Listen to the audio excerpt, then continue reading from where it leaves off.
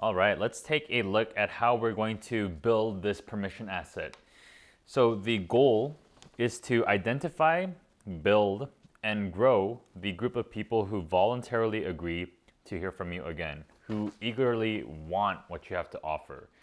We're going to create this, we're going to show you how to own it, and we're going to show you how to deliver it so that you build trust and you build a permission asset. So one thing that you have to really keep in mind is that once we make a promise of what we're going to deliver, we have to do exactly that, nothing more and nothing less. We can't just start suddenly inundating them with things that they never asked for. And also, we can't just say that, hey, if you sign up, this is what you're going to get, and never deliver. That is breaking trust once again. So before we even let them join our permission asset, we have to first design what we're going to deliver to them. So what is the actual value that's going to be transferred before they're able to accept our promise? So let's start with that. So first, where everyone trips up is, hey, I don't know what to send our patients. Should we send them a newsletter of what's going on in our community? Should we update them? Should we write an ebook and then give our ebook to them? Should we have like a physical print? Like, what is it that we should be giving to these people? And really, once you understand this framework, it becomes blatantly obvious that really what people want to feel is a desired feeling in the context of whatever we do. So they want to feel in the context of dentistry, maybe like if they're doing cosmetic stuff, they want to feel confident, they want to feel aesthetic, those feelings through dentistry is kind of how we're going to be desired by the other side. So start with your belief system profile, and from them, what is the desired feeling that they would have?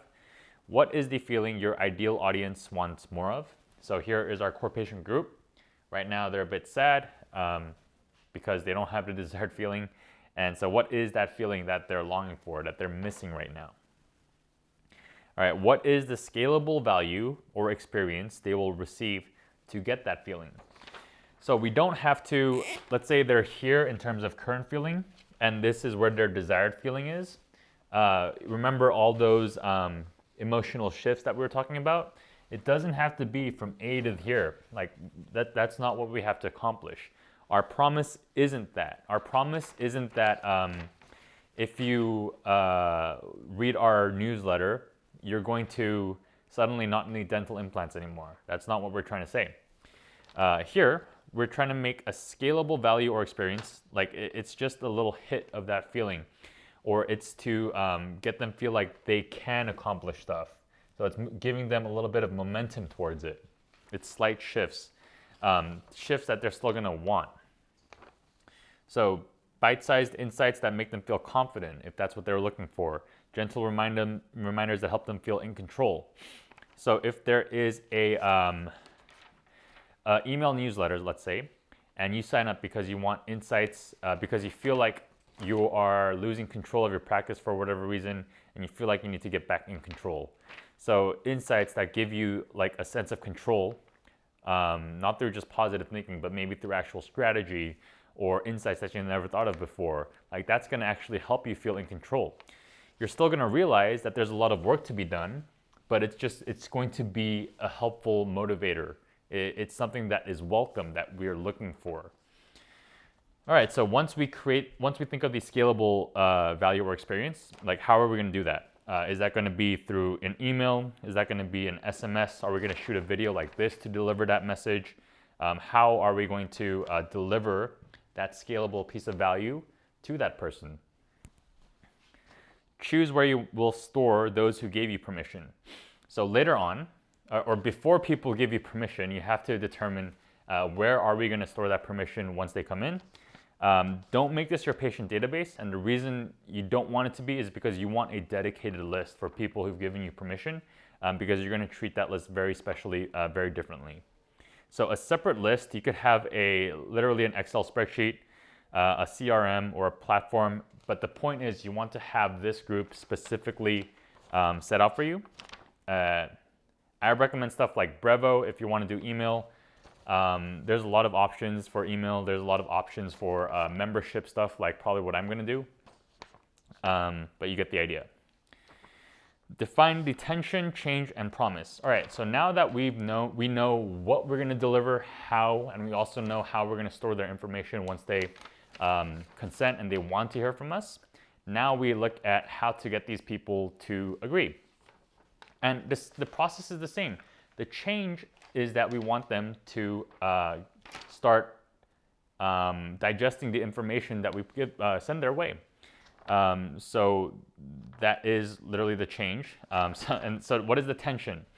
So we want to illuminate the gap from where they are and where they want to be. So that is the tension. We illuminate this.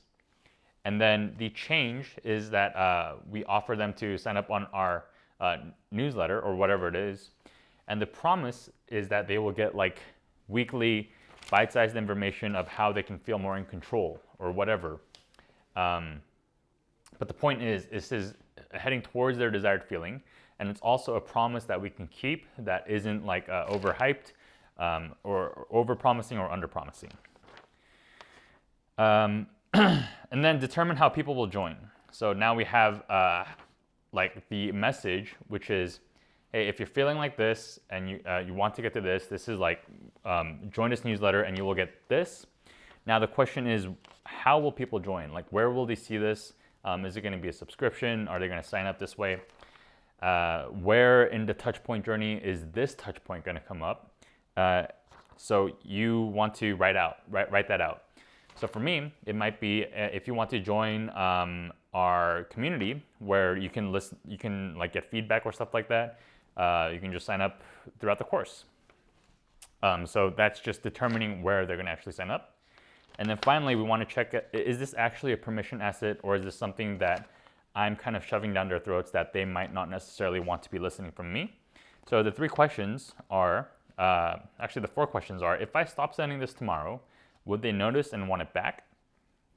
It doesn't have to be tomorrow, but if I stop sending this, would they notice and would they want it back?